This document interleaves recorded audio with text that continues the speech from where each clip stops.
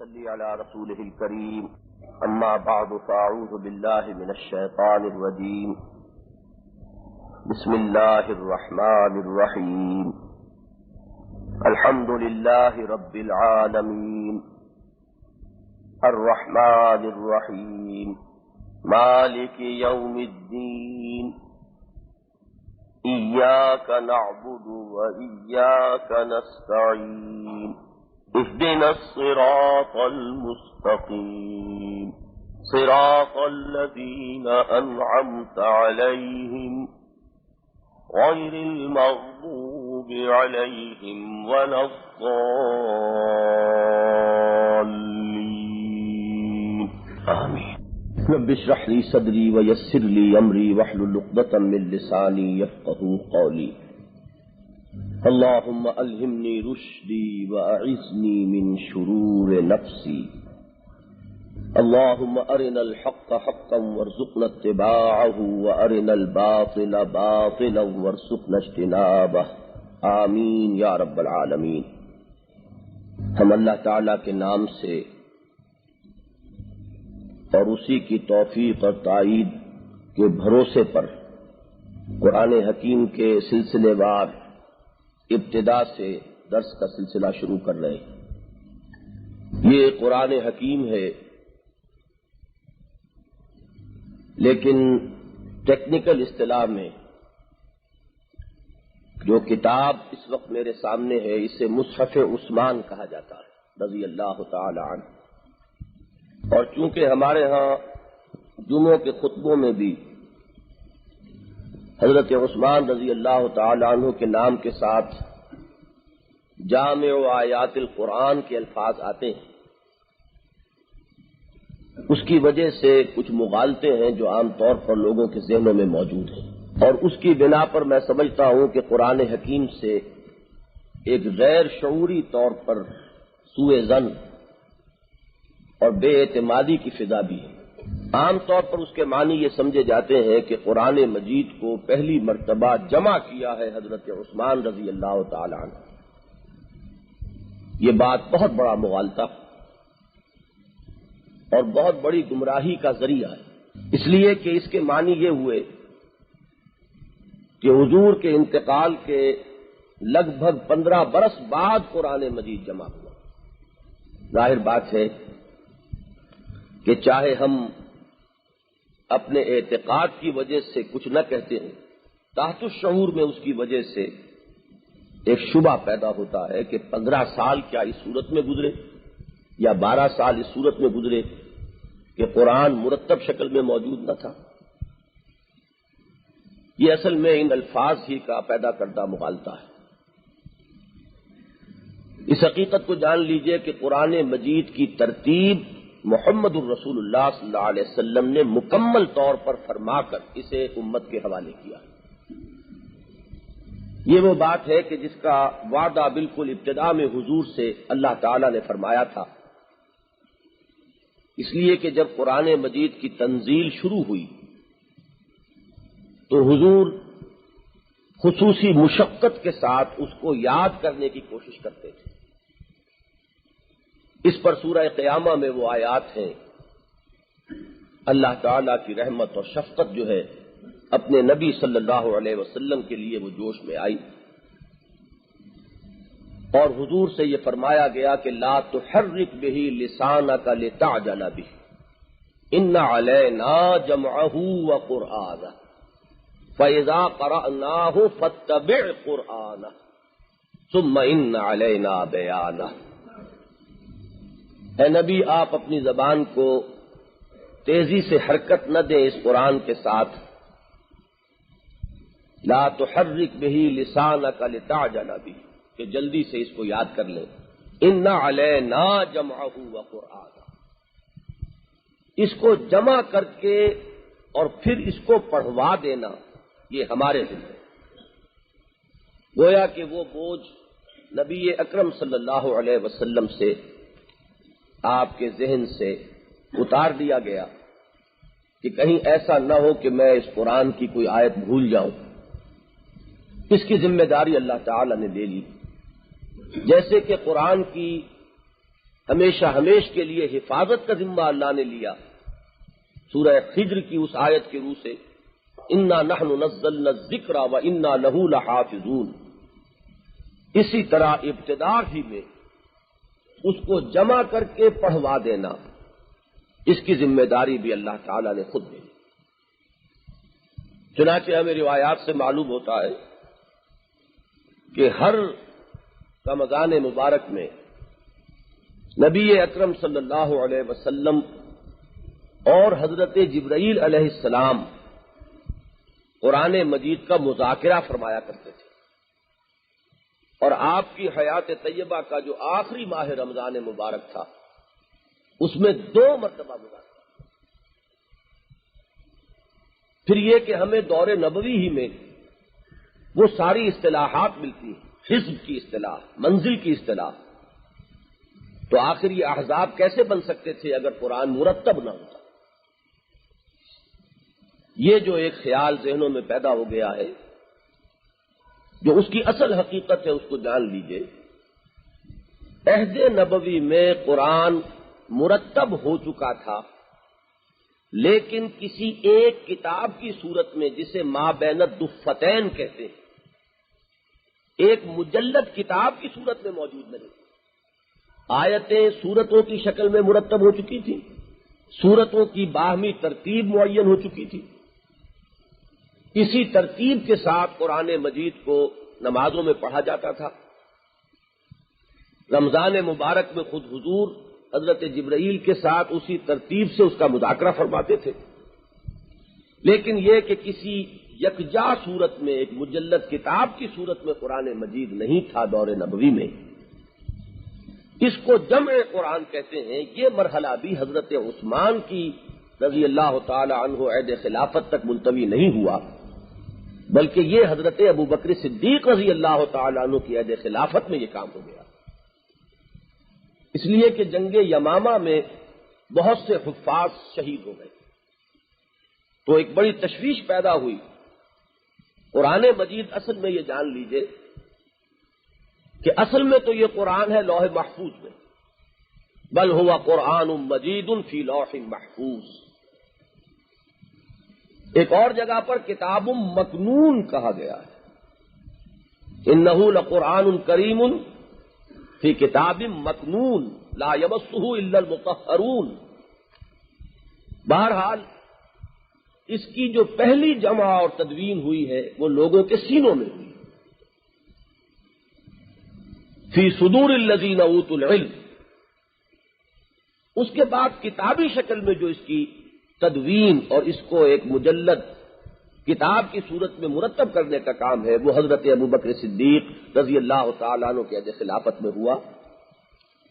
اور یہ بھی آپ کو تفصیل ملے گی کہ جب بہت سے صحابہ نے اس کی ضرورت کا احساس دلایا حضرت ابو بکر صدیق کو رضی اللہ تعالی عنہ، تو انہیں تأمل تھا، اور تأمل اس بنا پر تھا کہ یہ کام حضور نے خود اپنی حیات طیبہ میں نہیں کیا، چونکہ حضرت ابو بکر صدیق یہ جان لیجئے، میں نے کل بھی عرض کیا تھا کہ مقام صدیقیت بہت نزدیک اور بہت ملحق ہوتا ہے مقام نبوت سے، تو اتباع کامل کی جو شکل ہے وہ حضرت ابو بکر صدیق کی شخصیت میں ہمیں نظر آتی ہے۔ تو حضرت ابو بکر کو یہ خیال آیا کہ میں یہ کام کیسے کروں، لیکن پھر جب وہ واقعات اور شواہد سامنے آئے اور صحابہ کا اس پر تقریباً اجماع ہوا، تو پھر ان تمام کاتبین وحی کو جمع کیا گیا، اور خاص طور پر حضرت زید بن ثابت رضی اللہ تعالی عنہ ان کو اس خدمت پر مامور کیا گیا، تو انہوں نے مختلف اجزاء قرآن مجید کے جمع کیے۔ کسی کے پاس کوئی صورت کہیں اونٹ کے شانے کی ہڈی پر لکھی ہوئی تھی، کسی کے پاس کہیں کوئی کاغذوں میں مرقوم کچھ صورتیں تھیں، کسی کے پاس کہیں کپڑے پر لکھی ہوئی کچھ صورتیں تھیں۔ سینوں میں مکمل قرآن اسی ترتیب کے ساتھ موجود تھا، لیکن یہ جو مکتوب حالت میں اجزاء تھے ان کو جمع کیا گیا، اور ما بین الدفتین یہ کام جو ہے قرآن مجید کی جمع و تدوین کا، یہ عہد خلافت صدیقی رضی اللہ تعالی عنہ کے اندر مکمل ہو گیا۔ اس کے بعد جو دوسرا مرحلہ تھا وہ اصل میں یہ تھا کہ جیسے کہ آپ کو معلوم ہے ہر ملک میں خواہ وہاں زبان ایک ہی ہو، لہجے بہت سے ہوتے ہیں۔ اب خود پنجابی زبان کا آپ کو علم ہے کہ ہر 50 میل پر اس کا لہجہ بدل جائے گا، تو لہجوں کے فرق سے لوگ قرآن کو پڑھتے تھے، اور یہی لہجوں کا فرق جو تھا یہ پھر قرآن کے لکھنے میں بھی فرق پیدا کر رہا تھا۔ حضرت عثمان رضی اللہ تعالیٰ عنہ کے عہد میں اس بات کی ضرورت محسوس ہوئی کہ یہ جو لکھنے کے اندر کچھ لہجے کے فرق کی وجہ سے کچھ فرق پیدا ہو رہے ہیں، یہ بھی بعد میں چل کر ایک بہت بڑے فتنے کا موجب ہو سکتے ہیں۔ لہذا پوری امت کو ایک مصحف پر جمع کرنا، حضرت عثمان رضی اللہ تعالیٰ عنہ کے بارے میں یہ الفاظ ہی غلط ہے، جامع آیات القرآن، وہ جامع الامت، امت کے جمع کرنے والے ہیں علی القرآن، قرآن پر، کہ وہ قرآن مجید پھر یہ منگایا گیا حضرت حفصہ کے پاس غالباً رضی اللہ تعالی عنہا جو نسخہ تھا، اس کو پھر مصحف عثمان کی شکل دی گئی، اس کی نقلیں کرائی گئی بڑے پیمانے پر، اور تمام دیار و امصار میں ان کو بھیجا گیا۔ یہی مصحف عثمان ہے جو اب پوری دنیا میں پایا جاتا ہے۔ باقی جو ذرا ذرا سے فرق کے ساتھ وہ کتابت کا فرق جو صرف لہجے کے فرق پر مبنی تھا، جو نسخے تھے ان کو جمع کر کے انہیں آگ کے سپرد کر دیا گیا۔ اس طریقے سے یہ مصحف عثمان ہے اس وقت پوری دنیا میں، اسی کا در حقیقت ہم سب اسی کی تلاوت کرتے ہیں، اور یہی قرآن مجید کا جس کو کہا جائے کہ متفق علیہ نسخہ ہے اب پوری امت کے پاس۔ اس تمہید کے بعد جیسا کہ میں نے عرض کیا تھا، آج ہمیں صرف آیت بسم اللہ پر غور کرنا ہے۔ یہ آیت مبارکہ قرآن مجید کی سورتوں میں سے ایک سورت میں سورہ نمل میں آئی ہے، اور وہ اس خط کے آغاز میں کہ جو حضرت سلیمان نے لکھا تھا ملکہ سبا کو، انہ من سلیمان وانہ بسم اللہ الرحمن الرحیم، یہ خط سلیمان کی طرف سے ہے اور اس کا آغاز ہے اللہ کے نام سے جو رحمان ہے اور رحیم۔ تو اس طرح تو اس الفاظ کے آیات ایک سورت کے درمیان میں بھی ہے۔ ویسے جیسا کہ آپ کو معلوم ہے قرآن حکیم کی 114 صورتوں میں سے 113 صورتوں کے آغاز میں یہ آیت لکھی ہوئی، صرف ایک صورت ہے سورہ توبہ یا سورہ برات، دو نام ہیں اس کے، جس کے شروع میں آیت بسم اللہ درج نہیں ہوتی۔ اس میں اب قراء کا اور فقہاء کا اختلاف ہے کہ آیا یہ صورت جو 113 صورتوں کے آغاز میں ہے، یہ آیا بسم اللہ لکھی ہوئی، تو آیا یہ تمام صورتوں کا جز قرار پائے گی، یا یہ کہ اس کو صورت کا جز تو نہیں مانا جائے گا لیکن قرآن مجید کی آیات کی گنتی کرتے ہوئے 113 ان آیات کو بھی شمار کیا جائے گا، یا یہ کہ نہ یہ ان صورتوں کا جز ہے نہ یہ شمار میں آئیں گی، بلکہ یہ صرف بطور علامت درج ہے صورتوں کے فصل کے طور پر، کہ معلوم ہو جائے کہ یہاں ایک صورت ختم ہو گئی دوسری صورت شروع۔ تو یہ آراء موجود ہیں۔ اس میں امام شافعی رحمۃ اللہ علیہ اور ان کے شاگردوں کی رائے یہ ہے کہ ہر صورت کے شروع میں جو بسم اللہ لکھی ہوئی ہے وہ اس صورت کا جز ہے۔ یہی وجہ ہے کہ ان کے ہاں قرات میں پھر جب نماز میں سورہ فاتحہ پڑھی جاتی ہے جہری قرات کے ساتھ، تو اس جہری قرات کا آغاز ہوتا ہے بسم اللہ الرحمن الرحیم سے، اس لیے کہ ان کے نزدیک یہ آیت سورہ فاتحہ کا بھی جز ہے اور بقیہ تمام سورتوں کا بھی جز ہے۔ امام ابو حنیفہ رحمۃ اللہ علیہ اور ان کے شاگردوں کی رائے یہ ہے کہ نہیں، یہ کسی صورت کا بھی جز نہیں۔ جز تو یہ صرف اس سورہ نمل کا ہے جس کے درمیان میں یہ آئی، باقی یہ صرف بطور علامت فصل درج کی جا رہی ہے کہ معلوم ہو جائے کہ یہاں ایک صورت ختم ہو گئی اور دوسری صورت شروع ہو گئی۔ اس سورہ مبارکہ میں اللہ تعالی کے 3 نام آ رہے ہیں۔ اس کے شروع میں تو ایک لفظ کو محذوف مانا جاتا ہے، اشرع، میں شروع کرتا ہوں بسم اللہ الرحمن الرحیم، اللہ کے نام سے جو رحمان ہے اور رحیم۔ با حرف جار ہے، اس کے بعد جو لفظ ہے اسے اگر علیحدہ لکھا جائے گا تو اسم لکھیں گے، لیکن جب با اس کے ساتھ آ کر جڑی ہے تو وہ حمزہ وصل ہے، وہ گر گیا ہے تو بسم بن گیا بجائے بے اسمے کے۔ اس لفظ اسم کو بھی یہاں سمجھ لیجئے، ویسے تو یہ معروف ہے، جانا پہچانا لفظ ہے، اسم کے معنی نام، لیکن یہ کہ اس کی جڑ کیا ہے، یہ کہاں سے نکلا ہے، اس کا مادہ کیا ہے؟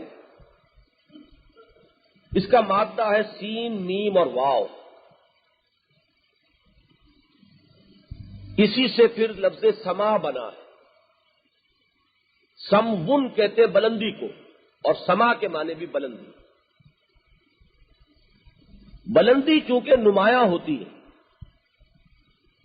لہذا کسی بھی شے کا وہ وصف جو بہت نمایاں ہو اور جس سے اس کی پہچان ہو جائے وہ اس کا اسم قرار پائے۔ کوئی چیز جس سے پہچان میں آ جائے، جس سے اس کا تعارف ہو جائے، وہ اس کا اسم ہے۔ اللہ تعالیٰ کے اسماء جیسا کہ میں نے عرض کیا یہاں 3 آ رہے ہیں۔ سب سے پہلے اللہ، یہ قرآن مجید میں بھی اللہ کے ناموں میں سے سب سے زیادہ جو کثیر الاستعمال نام ہے وہ اللہ ہے۔ اس کے بارے میں ایک بڑا بنیادی اختلاف ہے ہمارے ہاں۔ بعض محققین کی رائے اور اس میں صوفیاء کی اکثریت، اس کا رجحان یہ ہے کہ اللہ اس میں جامد ہے، یہ کسی اور لفظ سے نکلا ہوا نہیں ہے، مشتق نہیں ہے، یہ اس میں علم ہے۔ اس میں علم وہ کہ جو کسی چیز کی علامت کے طور پر نام رکھ دیا جائے۔ لاہور، اب لاہور کہاں سے نکلا اس کی کوئی بحث نہیں ہوگی، لاہور تو بس ایک شہر کا نام ہے، ایک شہر کا اس میں علم ہے۔ چنانچہ جن لوگوں کی یہ رائے ہے وہ اسے اسم ذات قرار دے، اس کائنات کے خالق اور مالک کا اسم ذات، اور باقی تمام ناموں کو وہ صفاتی نام قرار دے۔ یہ بات ان کے طرز عمل سے مطابقت رکھتی ہے، اس لیے کہ پھر اسم ذات ہی کا ذکر یہی پھر ان کے ہاں شغل میں اور ان کے سلوک میں بڑی اہمیت کی حامل شے ہے۔ وَاذْكُرِ اسْمَ رَبِّكَ، اپنے رب کے نام کو یاد کرو۔ تو کوئی نام ایسا ممتاز ہونا چاہیے ان کی رائے میں کہ جسے اللہ کا، جسے اس ہستی کا اسم ذات قرار دیا جا سکے۔ غالباً اسی ذوق اور اسی رجحان کی وجہ سے ان کی رائے یہ بنی کہ اللہ یہ اسم جامد ہے، مشتق نہیں ہے، یہ اسم علم ہے، اسم ذات ہے اس ہستی کا جو اس کائنات کی خالق اور مالک اور رب۔ لیکن دوسری رائے وہ ہے کہ جس پر اہل نحو کا تقریباً اجماع ہے، وہ اس کو بھی ایک صفاتی نام قرار دیتے ہیں اور اسے بھی مشتق مانتے ہیں۔ جیسے اللہ کے تمام صفاتی نام کسی اسم نکرہ پر، اسم صفت پر الف لام داخل کر کے بنے ہیں۔ رحمان یہ مبالغے کا صیغہ ہے، فعلان، غضبان، سکران، جوعان، عطشان، الف لام لگ گیا الرحمن، اب یہ اللہ کا نام ہوا۔ رحیم صفت مشبہ، وہ ہستی کے جس میں مستقل صفت رحمت کی پائی جائے. اس پر الف لام داخل ہوا. الرحیم یہ اللہ کا نام ہو گیا. حی زندہ صاحب حیات، اس پر الف لام داخل ہوا. الحی یہ اللہ کا نام ہو گیا. تو جتنے بھی نام ہیں اللہ کے وہ صفاتی ہیں. اس میں نکرہ پر الف لام داخل کر کے معرف باللام کر کے انہیں اللہ کے نام بنایا گیا. اہل نحو کی رائے یہ ہے کہ بالکل اسی طرح الہ پر الف لام داخل ہوا ہے. الالہ، اور یہاں بیچ میں سے الف جو ہے وہ حذف ہو گیا. الالہ کی بجائے اللہ بن گیا. اس طرح یہ بھی در حقیقت مشتق ہے اور یہ بھی الف لام کے داخل ہونے سے نام بنا ہے. البتہ یہ اہل نحو بھی مانتے ہیں کہ یہ اب بیہیو کرتا ہے بطور اسم علم، اس لیے کہ عربی زبان میں قاعدہ یہ ہے کہ اس میں نکرہ پر اگر یائے ندا داخل کی جائے، رحیم یا رحیمو یا لگ جائے گا، علیم یا علیمو. لیکن الف لام والے جو اسماء ہوتے ہیں ان پر یا براہ راست نہیں لگ سکتا بلکہ یا ایہا کہنا پڑتا ہے. انسان یا انسانو، اور جب الانسان ہوگا تو یا ایہا الانسان، یا ایہا الانسان ما غرک بربک الکریم. لیکن اللہ کا معاملہ یہ ہے کہ یہاں براہ راست یا ندا لگتی ہے، یا اللہ. تو معلوم ہوا کہ یہاں اب یہ بیہیو کر رہا ہے بطور اسم علم.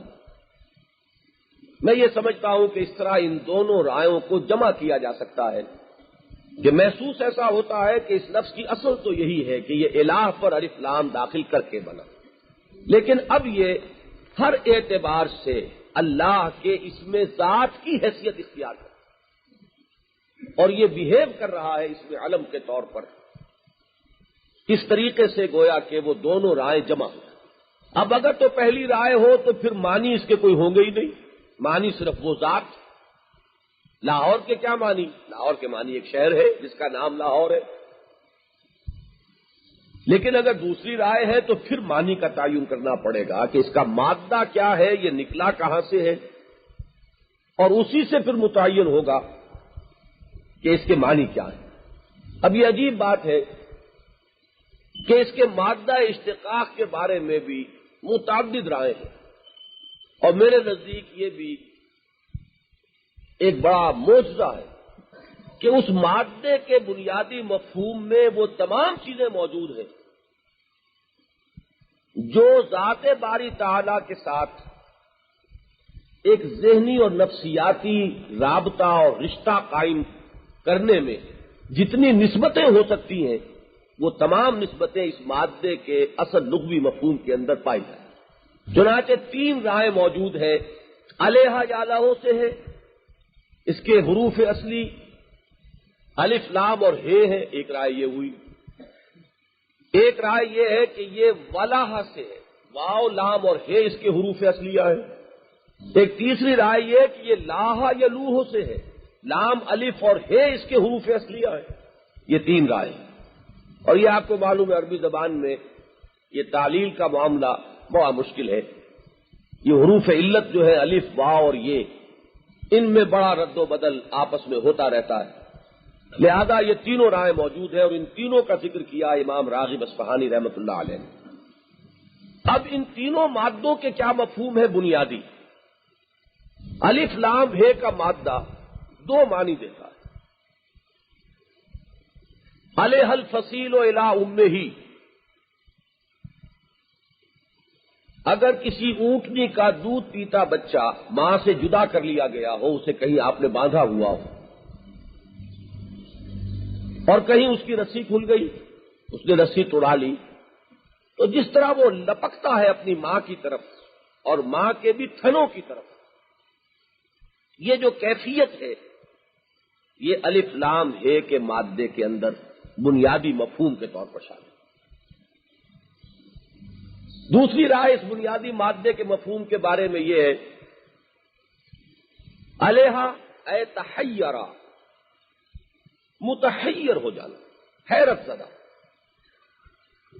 کسی شے کی کنہ تک نہ پہنچ پائے انسان اور متحیر ہو کر رہ جائے، حیران اور شکر ہو کر رہ جائے، یہ بھی اس کے بنیادی مفہوم میں شامل ہے۔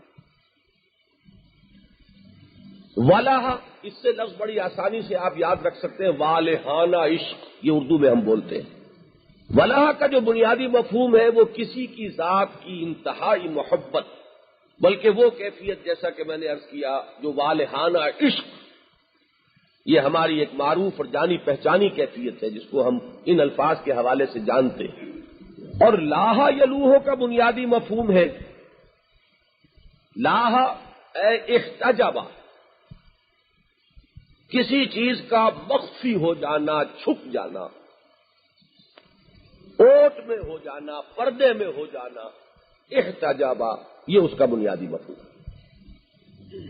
اب ان چاروں کو اگر جمع کریں گے تو اس میں 3 نسبتیں نکلتی ہیں۔ کسی ہستی کی طرف اپنی احتیاجات کے لیے رجوع کرنا، بے ساختہ، بے اختیار کسی کی طرف لپکنا، جیسے کہ وہ بچہ ماں سے بچھڑا ہوا جو ہے وہ لپکتا ہے۔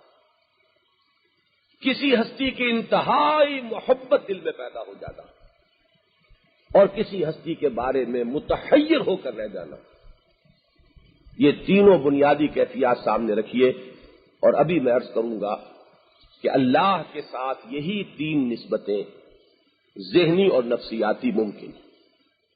وہ ہستی کہ جسے ہم خالق کائنات اور مالک کائنات اور رب السماوات والارض ان حوالوں سے جانتے ہیں، اس کے بارے میں واقعہ یہ ہے کہ اگر تجزیہ کیا جائے تو 3 قسم کے انسان آپ کو ملیں گے اپنی ذہنی سطح کے اعتبار سے، اور وہ اپنے اس شعور کی سطح کی نسبت ہی سے اس ہستی کے ساتھ ایک ذہنی یا نفسیاتی رشتہ یا کیفیت کے حامل ہوں۔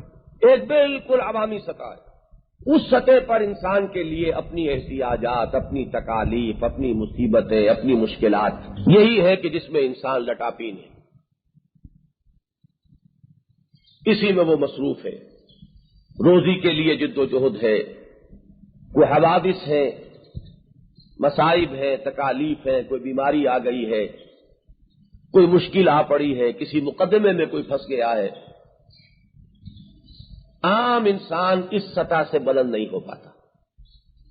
اس سطح پر اللہ کا جو تصور اس کے سامنے رہے گا، اور واقعہ یہ ہے کہ اگر یہ نسبت اس کی اللہ کے ساتھ ذہنی اور نفسیاتی قائم ہو جائے تو یہ اس کے لیے کفایت کرے گی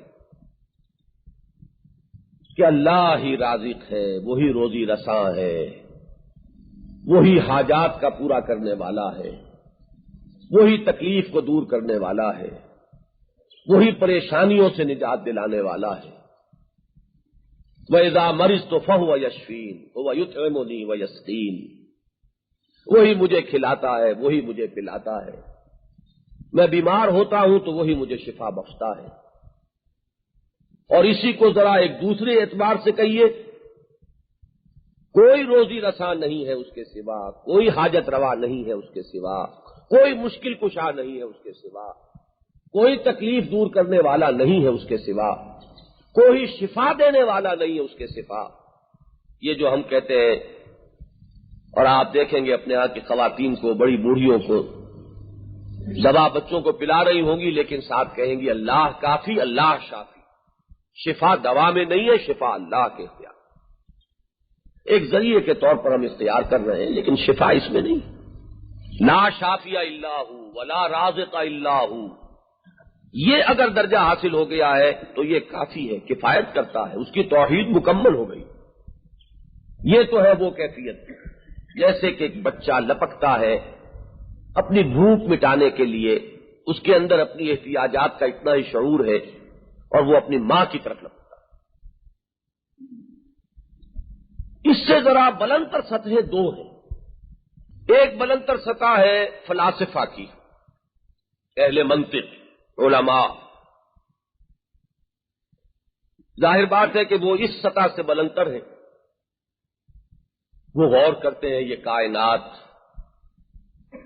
انہوں نے تقسیمیں کی ہیں، ایک ممکن الوجود، ایک واجب الوجود، پھر واجب الوجود کی صفات، پھر یہ کہ ان دونوں کے مابین کیا تعلق ہے، خالق اور مخلوق کے مابین. یہ سارے مسائل ایسے ہیں کہ جن کی آخری حد یہ ہے کہ انسان متحیر ہو کر رہ جاتا ہے. جو بالکل بیچارے محروم رہ جاتے ہیں وہ تو ایگنوسٹسزم اور یا اسکیپٹسزم یہاں آ کر رہ جاتے ہیں. ارتیابیت یا لا ادریت کچھ پتہ نہیں، کہ کس نقشد و نقشایت بحکمت معمارا، یہ سمجھ میں نہیں آ سکتا. کوئی نہیں پا سکتا اس کی طے کو، کوئی نہیں جان سکتا اصل حقیقت کو. یہ ایگنوسٹسزم ہے. اور اس سے بھی ایک کمتر سطح ہے ارتیابیت، پتہ نہیں کچھ ہے بھی کہ نہیں. یہ سارا خراب ہی نہ ہو رہا یہ وہم کہ ہم ہیں تو یہ بھی کیا معلوم. لیکن یہ کہ جو اوپر بھی پہنچیں گے وہ اس حد تک بھی پہنچ گئے کہ ایک ذات ہے. دور بینان بارگاہ الست جو ززی پینا بردان کے ہست ہے تو صحیح ایک ذات، لیکن وہ ذات کیسی ہے اس کے بارے میں یہ جان لیجئے. یہ فلسفے کی سطح پر صفات کا اور ذات کا جو باہمی ربط ہے وہی لا ینحل ہے. صفات ذات حق حق سے جدا یا عین ذات، یہ مسئلہ حل ہی نہیں ہوا.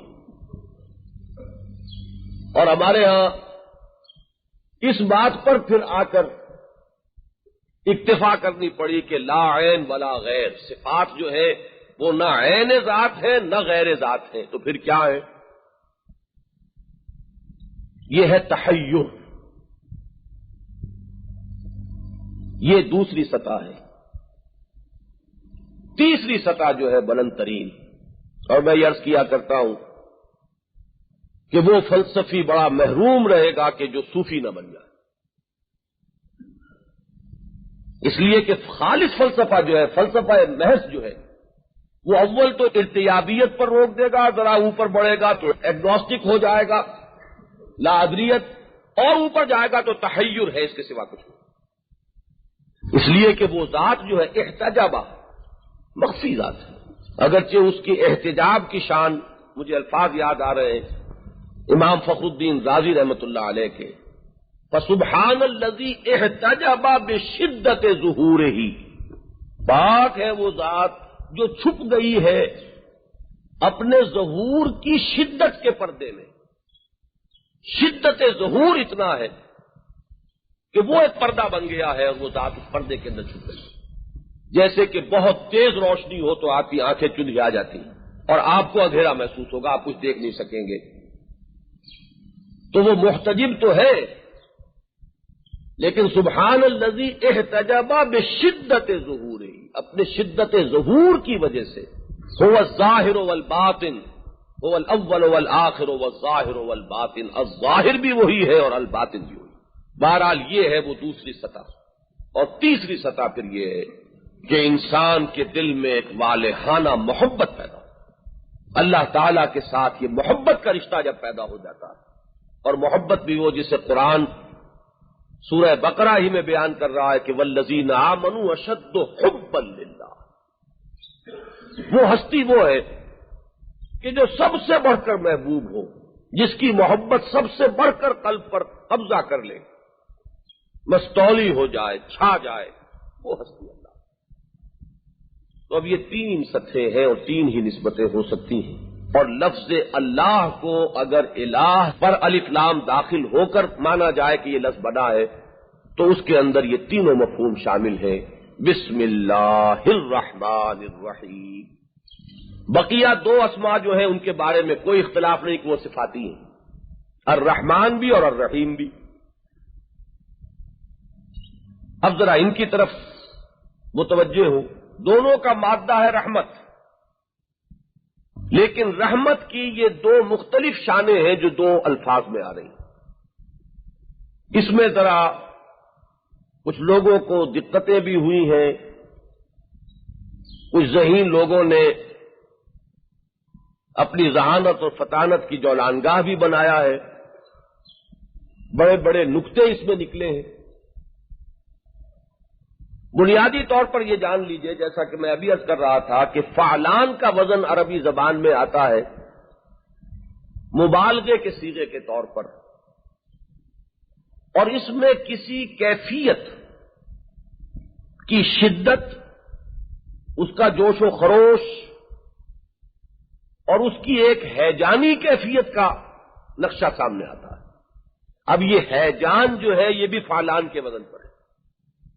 مثلا یہ کہ اگر کوئی عرب کہے گا انا عطشان، اس کے معنی ہوں گے کہ میں پیاس سے مرا جا رہا ہوں، بڑی شدید پیاس.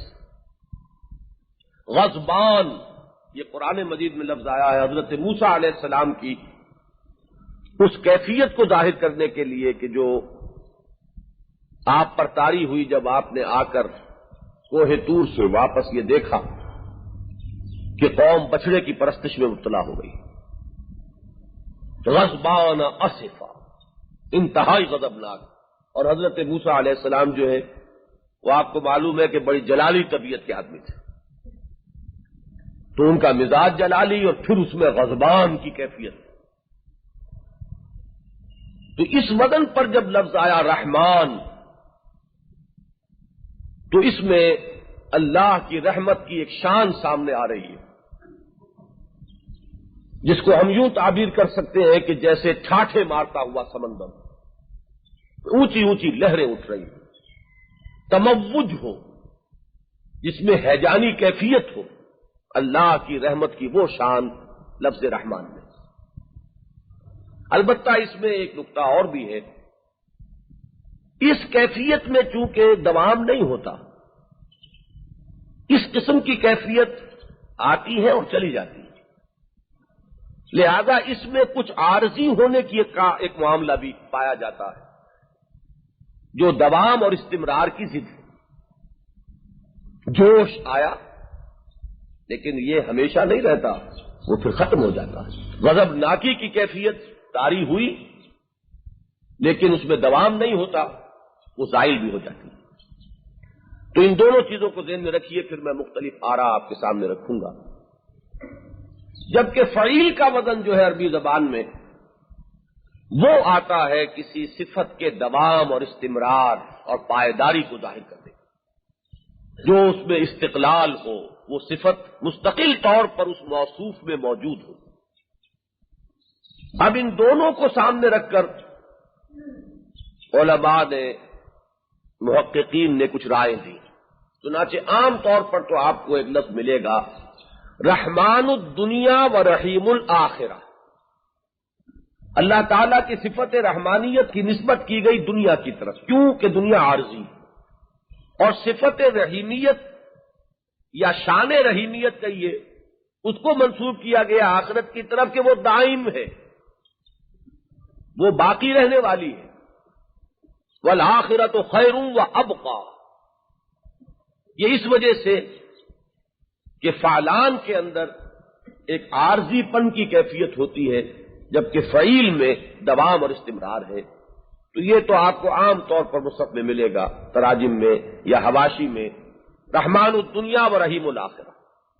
ایک نقطہ میں آج ہی صبح دیکھ رہا تھا، مولانا عبید اللہ سندھی نے نکالا ہے، اور وہ اس حدیث کے حوالے سے ہے، حدیث قدسی ہے. حضور یہ فرماتے ہیں کہ اللہ تعالیٰ یہ کہتا ہے کہ میں نے اپنی رحمت کے 100 حصے کیے، 99 حصے میں نے اپنے پاس رکھے، اور 100واں حصہ جو ہے، ایک حصہ وہ میں نے کل مخلوقات میں تقسیم کر دیا. تو تمام والدین، اب وہ انسانوں میں سے ہوں، جنوں میں سے ہوں، کل مخلوقات میں سے ہوں، حیوانات میں سے ہوں، ان کے دلوں میں جو رحمت ہے وہ سب میرے اس رحمت کے 100ویں حصے کا ظہور ہے. اس کو مولانا عبیداللہ سندھی نے پھر یوں بیان کیا. اب دیکھیے میں نے عرض کیا تھا کہ اس میں ہر ذہین آدمی کا ذہن کسی طرف جائے گا اور کوئی نقطہ وہ نکال لے گا کہ والدین میں رحمت کی دو کیفیات ہوتی ہیں. ایک والد کی رحمت کچھ اور ہے، شفقت کچھ اور ہے، اور والدہ کی کچھ اور ہے. والد کی شفقت میں یہ چیز مد نظر ہوگی کہ بیٹا ترقی کرے، اعلی مراتب پر پہنچے، چاہے اسے مشقت جھیلنی پڑے، تکلیف کرنی پڑے، اس کے سامنے کچھ اور ہے مقاصد، اور وہ اس کے لیے اولاد کی مشقت اور تکلیف کو بھی جھیلنے کو تیار ہے ان اعلیٰ تر مقاصد کے لیے. والدہ کا معاملہ بالکل اور ہوگا، تکلیف نہ پہنچے. وہ جو ایک ذاتی عافیت ہے اس کی رحمت جو ہے وہ اس درجے کے اندر رہے گی. تو رحمان میں ان کا کہنا یہ ہے کہ یہ جو باپ کی رحمت و شفقت ہے وہ تمام مخلوقات کی رحمت کو جمع کر کے اسے 100 سے ضرب دیجئے تو وہ تو ہے لفظ رحمان کا ایک ظہور. اور والدہ کی شفقت اور محبت اور رحمت جو ہے اس کو اب تمام مخلوقات کی اس سطح پر جمع کر کے اس کو 100 سے ضرب دیجئے تو یہ ہوگا لفظ رحیم کا ظہور. رحمان اور رحیم میں ایک اور نقطہ، اور ان دونوں کی نسبت کو ظاہر کرنے کے لیے وہ بہت ہی پیاری تمثیل اور تشبیہ کہ اگر آپ کہیں کسی سڑک سے گزر رہے ہو اور وہاں کوئی فوراً اسی وقت کوئی حادثہ ہوا ہو، بہت سے لوگ اس میں ہلاک ہو گئے، تو فرض کیجئے کہ کوئی شخص دیکھے کہ کوئی ماں ہے جو اس حادثے میں ہلاک ہو گئی ہے، لیکن اس کا دودھ پیتا بچہ جو ہے وہ اس کی چھاتی سے چمٹا ہوا ہے، وہ بچ گیا. اب ہر شخص اسے اپنے اوپر طاری کرے، کیا کیفیت ہو؟ وہ کیفیت ہوگی کہ جس کے تحت ہر شخص یہ چاہے گا کہ اس بچے کی پرورش میں اپنے ذمہ لے لوں. یہ بے کس ابھی عمر کی اس سطح پر ہے کہ یہ اپنے وجود کو خود برقرار نہیں رکھ سکتا. اس کے لیے ضروری ہے کہ کوئی اس کی کفالت کرے، کوئی ذمہ داری لے. تو ہر شخص کیسا ہی کوئی انسان کٹھور دل ہو، لیکن واقعہ یہ کہ اس منظر کو دیکھ کر وہ رہ نہیں سکتا اور وہ اس بچے کی کفالت اور پرورش کا ذمہ لے لے گا. لیکن یہ کیفیت ہوتی ہے عارضی. ہو سکتا ہے کہ چند دن کے بعد آدمی پچھتا ہے، یہ کیا بوجھ میں اپنے ذمہ لے بیٹھا. وہ تو جوش خروش تو ختم ہوا، وہ تو ایک وقتی کیفیت تھی جو آئی اور گئی. اب اس نے اپنے ذمہ داریوں میں جو اضافہ کر لیا ہے، میری ذمہ داریاں پہلے ہی بہت تھیں، یہ وقتی طور پر میں نے جوش میں آ کر یہ ایک اضافی ذمہ داری اپنے سر لے لی ہے. تو ہم محسوس کرتے ہیں کہ ہم میں سے اکثر کا حال تو یہ ہوگا کہ بعد میں شاید ہم پچھتائیں. اس کی وجہ کیا ہے کہ ایک کیفیت تو ہے، دوسری نہیں ہے. جبکہ اللہ تعالی کی رحمت کے اندر یہ دونوں شانیں موجود ہیں.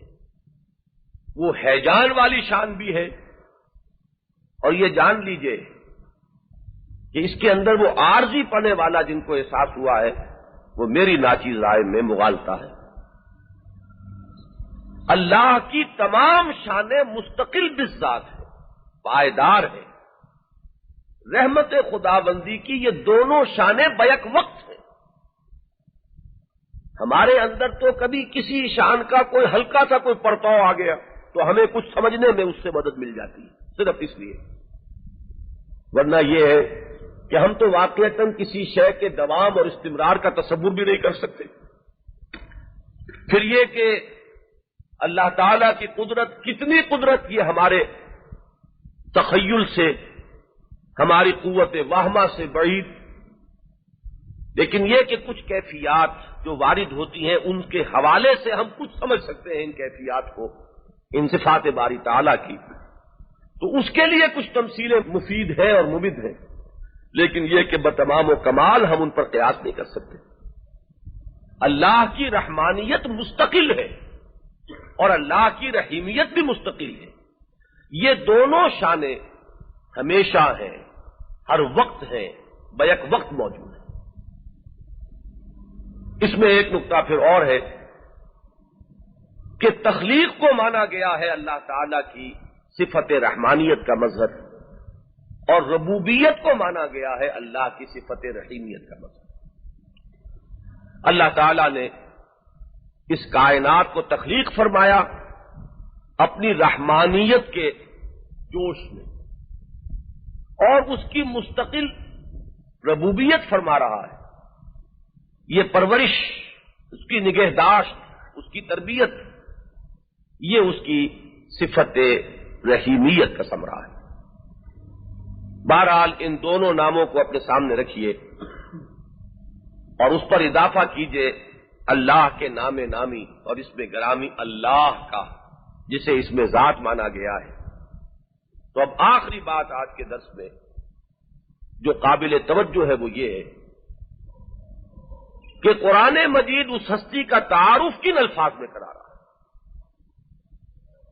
اس میں در حقیقت رد ہے اور جواب ہے اس اعتراض کا جو عیسائیوں کی طرف سے بالعموم قرآن پر ہوا ہے، نہ صرف قرآن پر بلکہ یوں کہیے کہ اسلام پر ہوا ہے، کہ قرآن اللہ کا تعارف زیادہ کراتا ہے ایک ایسی ہستی کے طور پر جس سے ڈرا جائے، جس سے خوف کھایا جائے۔ تقویٰ پر زور ہے، خوف جو ہے اس کو ایک بنیادی محرک کی حیثیت سے ایکسپلائٹ کیا گیا ہے۔ ڈرو اللہ سے، ڈرو جہنم سے، ڈرو آخرت کے حساب سے۔ اور اس میں کوئی شک نہیں کہ اگر بحیثیت مجموعی قرآن کو پڑھیں تو یہ رنگ واقعتاً غالب نظر آتا ہے، جبکہ ان کا یہ کہنا ہے کہ ہم جس خدا کو، انجیل کا جو خدا ہے، وہ خدا ایک محبوب ہستی، ایک شفیق ہستی، ایک ودود ہستی، ایک رحیم ہستی والا تصور، اس سے ایک محبت پیدا ہوتی ہے، اس سے خوف پیدا ہوتا ہے۔ اس کا جواب در حقیقت اسی میں مضمر ہے کہ آیت بسم اللہ جو ہر سورت کے آغاز میں درج ہے، یا اس کے حصے کے طور پر یا علامت کے طور پر بہرحال درج تو ہے، مزید برآں سورہ فاتحہ کی پہلی 2 آیات میں پھر انہی 3 ناموں کا حوالہ ہے۔ الحمد للہ رب العالمین الرحمن الرحیم۔ تو بنیادی طور پر قرآن مجید اس ہستی کا جو تعارف کراتا ہے جو اس کائنات کی خالق اور مالک ہے، تو بنیادی طور پر تو تصور یہی ہے۔ اس والہانہ عشق کا تصور کیجئے، اللہ والہ سے اگر اس کو مانا جائے، پھر رحمان، پھر رحیم، تو اصل میں تو اللہ تعالی کی یہ صفات ہے کہ جن کو قرآن مجید نمایاں کرتا ہے، البتہ بگڑے ہوئے ماحول میں۔ وہ جو علامہ اقبال نے کہا کہ پھول کی پتی سے کٹ سکتا ہے ہیرے کا جگر، اور مرد نادا پر کلام نرم و نازک بے اثر، نوارا تلخ تر میزن چو ذوق نغمہ کمیابی۔ جب منہ کا ذائقہ بگڑ چکا ہو تو کڑوی کسیلی دوائیاں دینی پڑتی ہیں۔ مرض کے ازالے کے لیے وہ جو صالح اور مرغن غذا ہے وہ نہیں، بلکہ ہو سکتا ہے کہ بڑے کڑوے اور کسیلے قدرے جو ہیں پیالے بھر بھر کر پلانے پڑے۔ چونکہ قرآن مجید رسولوں کی دعوت کا اور رسولوں کے حالات کا بار بار تذکرہ کرتا ہے، اور رسول آتے رہے اسی وقت جبکہ قوموں کا مزاج بگڑ چکا ہوتا تھا، اصلاح کی ضرورت ہوتی تھی، آخری حجت قائم کرنا مقصود ہوتا تھا۔ لہذا اس وقت صورت یہی تھی کہ پھر جو ندا جس سے آغاز ہوتا ہے دعوت کا، اس کی کیفیت وہ ہے جس کو حالی نے اس شعر میں بیان کیا کہ وہ بجلی کا کڑکا تھا یا صوت ہادی، عرب کی زمین جس نے ساری ہلا دی۔ وہ تو ہلانا مقصود، چونکانا مقصود، سوتے ہوئے کو جگانا مقصود، نیند کے ماتوں کو ہوشیار کرنا مقصود، جو ہلاکت اور بربادی کی طرف جا رہے ہیں انہیں خبردار کرنا مقصود۔ لہذا اس میں زیادہ نمایاں ہوتا ہے انذار کا رنگ، اگرچہ انذار کا ترجمہ اب یہ ہمارے اصل میں ترجموں کی خامی ہے کہ انذار کا ترجمہ ڈر جب کر دیا جاتا ہے، ڈرا، تو وہ در حقیقت صحیح نہیں ہے۔ انذار کا صحیح ترجمہ خبردار کرو، وارن دیم۔ وارننگ بالکل مختلف چیز ہے، تخویف اور ہے۔ ذالکم الشیطان یخوف اولیاء، اس خوف کو تو عام طور پر قرآن مجید میں شیطان کی طرف نسبت دی گئی۔ بندہ مومن اللہ کے دوست کے لیے تو قرآن مجید یہ کہتا ہے کہ لا خوف علیہم ولا هم یحزنون۔ خوف اور شے ہے، تقوی اور ہے، انذار اور ہے۔ اور ہمارے ہاں اردو تراجم میں تقوی کا ترجمہ بھی ڈر، انذار کا ترجمہ بھی ڈر، اور خوف کا ترجمہ بھی ڈر۔ اس سے پھر اصل میں وہ مغالطے پیدا ہوتے ہیں۔ انذار کے معنی خبردار کر دینا، کوشن، وارن کرنا، جس راستے پر جا رہے ہو یہ ہلاکت اور بربادی کا راستہ ہے۔ تقوی کے معنی بچنا، یہ بچنا جو ہے کسی ایسی چیز سے بچنا بھی ہوگا کہ جو خوفناک ہو فی الاصل، اور یہ بچنا جو ہے ایسا بھی ہے کہ اس سے بچو کہ تمہارے والد ناراض نہ ہو جائیں۔ اب یہ کچھ اور طرح کا خوف ہے، والد کا خوف اور کسی درندے کا خوف۔ لفظ خوف شاید مشترک ہو جائے ہماری زبان میں، لیکن ان میں زمین و آسمان کا فرق ہے۔ اس خوف کے اندر ایک محبت اور شفقت یہ لپٹی ہوئی ہے، جبکہ یہ مجرد خوف ہے، ایک ڈراؤنی چیز کا خوف، ایک مضر شے کا خوف۔ لہذا ان دونوں کے اندر فرق کیا جائے تو قرآن مجید لفظ تقوی استعمال کرتا ہے، تو اس کے مفہوم کو سمجھ کر جب پڑھا جائے گا تو وہ اشکال نہیں ہوگا۔ لفظ انذار آتا ہے، اس کے صحیح مفہوم کو سمجھیں گے تو وہ اشکال نہیں ہوگا۔ باقی اصل جواب یہی ہے کہ ایک مثبت تعارف ہے، وہ قرآن مجید جس طرح کرا رہا ہے وہ تو آیت بسم اللہ سے سمجھ میں آ گیا۔ بسم اللہ الرحمن الرحیم، اس اللہ کے نام سے جو رحمان ہے اور رحیم ہے، جس کی رحمت ایک ٹھاٹھے مارتے ہوئے سمندر کے مانند بھی ہے، اور بیک وقت اس میں دوام بھی ہے، استمرار بھی ہے اور پائیداری بھی ہے۔ یہ آیہ مبارکہ آپ کو معلوم ہے کہ ہمارے تمدن اور تہذیب کا ایک جز بن گئی۔ کوئی کام کرو بسم اللہ، اللہ کے نام کے ساتھ، یہ ہمارا کلچر ہے، ہماری تہذیب ہے، ہمارا تمدن ہے۔ اس میں فوراً انسان متوجہ ہوتا ہے جو کام میں کر رہا ہوں وہ اللہ کی مرضی کے مطابق بھی ہے کہ نہیں۔ اس میں پھر وہ سہارا لیتا ہے کہ اس میں میری کامیابی، اس کا دار و مدار اس کی مدد اور توفیق پر ہے۔ اور سب سے بڑھ کر قرآن مجید کی تلاوت جب ہوگی تو اس میں تو بسم اللہ الرحمن الرحیم آپ جب پڑھیں گے تو ایک امتثال امر اس میں ہو جائے گا۔ وہ پہلی آیت جو نازل ہوئی تھی محمد الرسول اللہ صلی اللہ علیہ وسلم پر، اقرأ بسم ربک الذی خلق، پڑھو اپنے اس رب کے نام سے جس نے پیدا فرمایا۔ تو گویا کہ آج اس آیہ مبارکہ کا یہ درس اس پہلی آیت پر امتثال امر کی حیثیت رکھتا ہے۔ ہم قرآن مجید کے مطالعے کا آغاز کر رہے ہیں اور اقرأ بسم ربک الذی خلق کے مطابق ہم نے آج آیہ بسم اللہ الرحمن الرحیم کو سمجھنے کی کوشش کی ہے۔ اللہ تعالی ہمیں صحیح فہم عطا فرمائے، اور جس کام کا ہم نے آج بیڑا اٹھایا ہے اسی کی تائید اور توفیق کے بھروسے پر اور اسی کے نام نامی اور اسم گرامی کے ساتھ اب یہ اسی کے حوالے ہے کہ یہ کام تسلسل کے ساتھ ہوتا رہے، پابندی کے ساتھ ہوتا رہے، اس میں کوئی وقفے نہ آئے، اس میں کوئی رکھنے نہ پڑے۔ اور اس طرح اگر ان کیسٹس کی صورت میں قرآن مجید کا ایک درس مکمل ہو جائے تو منزل بڑی لمبی ہے، سفر بہت طویل ہے، اور واقعہ یہ ہے کہ کام بہت کٹھن بھی ہے۔